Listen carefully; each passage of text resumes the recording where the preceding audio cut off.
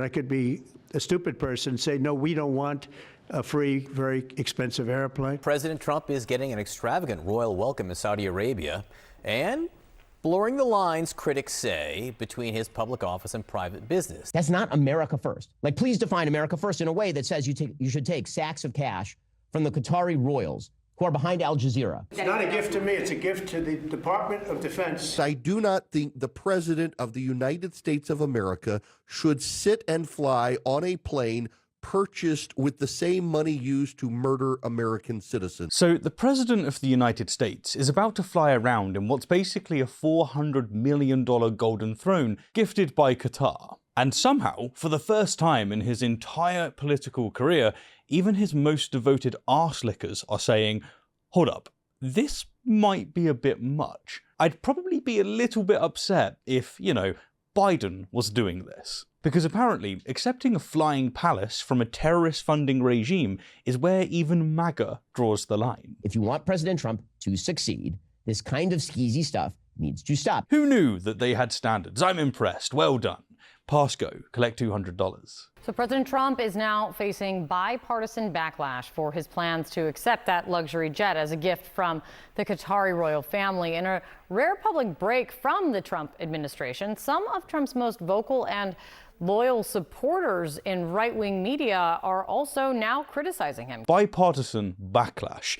Yeah, when Trump loses both Democrats and Republicans over the same scandal, you know he's really outdone himself. But here's the beautiful part. It's not just politicians jumping ship. His own propaganda machine is turning against him. This is the biggest break that I've seen in the first 4 months of Trump's return to office between his pro-Trump propaganda machine, those pro-Trump stars that are always supporting him, and the president. This is a dramatic break. A dramatic break from people whose entire careers are built on defending Trump's every move. Christ, what does it take for these people to finally admit something stinks? It'll be fixed, it'll be fine. But it's true.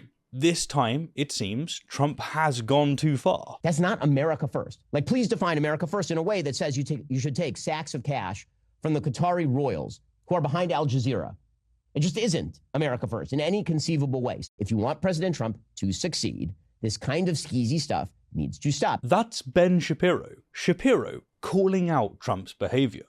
Ladies and gentlemen, hell has officially frozen over. This is Mr. Facts Don't Care About Your Feelings, who's twisted himself into pretzels defending Trump for years. If he's jumping ship, something is seriously wrong. And he's absolutely right. This isn't America first. This is America for sale. Drill, baby, drill. To the highest bidder with premium in-flight entertainment. My problem with taking this plane from Qatar is I do not think the President of the United States of America should sit and fly on a plane purchased with the same money used to murder American citizens. And that is conservative radio host Erick Erickson telling it as it is. The same money that funds terrorism is now buying Trump a flying palace. And we are going to drain the swamp. It's a Trojan horse with 9 bathrooms and a golden staircase. National Review is out with an editorial this morning calling this a poison plane, saying this gifted 747 is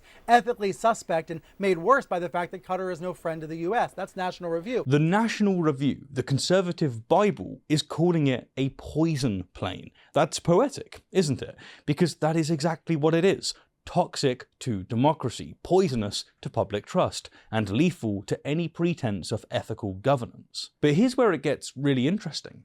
Notice what's not happening. What I have not seen a lot of, though, is a lot of television coverage of this on Fox News. Of course not. Fox is doing what they always do, pretending scandals don't exist until they can find a way to somehow blame the Democrats for it. So if the president is watching Fox on his trip abroad, he's not hearing a lot of this criticism, but it is definitely prominent all across right-wing social media and the podcasting realm, Kate. Imagine that. Trump, safely ensconced in his media bubble, probably wondering why Ben Shapiro's suddenly being mean to him on Twitter, and meanwhile, the rest of the conservative movement is having a full-blown existential crisis. You're not seeing lots of editorial writers or columnists on the right who are defending this proposed jet gift. Instead, those figures are just ignoring this, trying to pretend like it's not happening. They're ignoring it because, well, what the fuck are they supposed to say? Well, actually, accepting bribes is good when our guy does it. Even the shameless hacks have their limits. I think the major objection here is the security objection.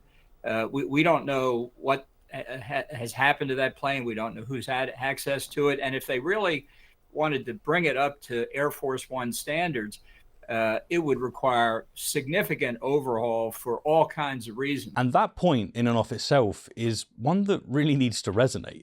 This is a gift from a country that is not traditionally an ally to the United States. You would have to take the plane apart completely, all of it, to make sure that it's safe. This would be a monumental task that would be paid for by you and your taxes. But let's talk about what this gift actually is. We're not talking about a nice pen set or some fancy diplomacy. This is a flying mansion. The possibility of a $400 million gift jet from Qatar to serve as President Trump's new Air Force One is drawing lightning strikes of criticism.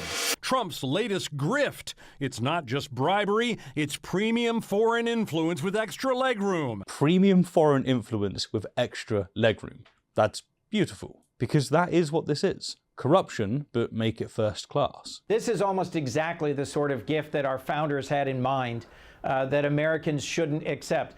And I'll remind you, other federal employees can't accept even $50. $50. A federal employee can't accept a nice dinner without declaring it. But the president, oh, he can accept a flying palace worth more than some countries' GDP. Drain the swamp. Makes perfect sense, right? It's not a gift to me, it's a gift to the Department of Defense. Oh, really? A gift to the Department of Defense? The same DoD that you'll personally be flying around in? The same DoD that will somehow transfer this plane to your presidential foundation after you leave office?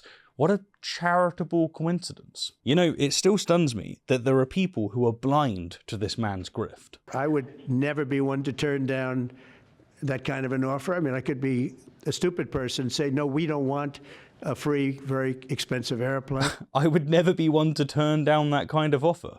Well, thank you, Mr. President, for finally admitting what we already know. You are for sale, and the price is $400 million, apparently. But here's the thing, this isn't just one corrupt gift, is it?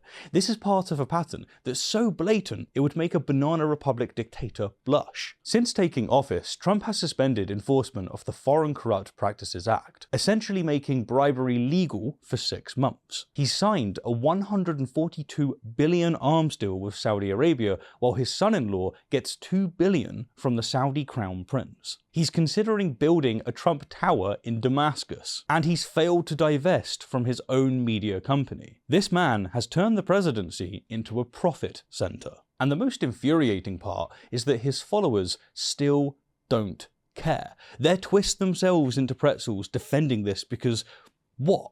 Because he owns the libs. No, it's because they've been so thoroughly propagandized that they literally cannot see the corruption when it's parked on the White House lawn with a golden staircase attached. But Trump doesn't care. He's got his flying bribe, his loyal base, and his media machine that will eventually find a way to spin this as somehow brilliant. The founders created the emoluments clause specifically to prevent this. They knew that foreign gifts corrupted leaders. They knew that accepting lavish presents from foreign powers was fundamentally anti-American. They just didn't anticipate that Americans would one day elect someone who saw corruption as a feature, not a bug. It'll be fixed, it'll be fine. The art of the deal, baby, where the deal is selling American sovereignty and the payment is, well, whatever goes to Trump personally.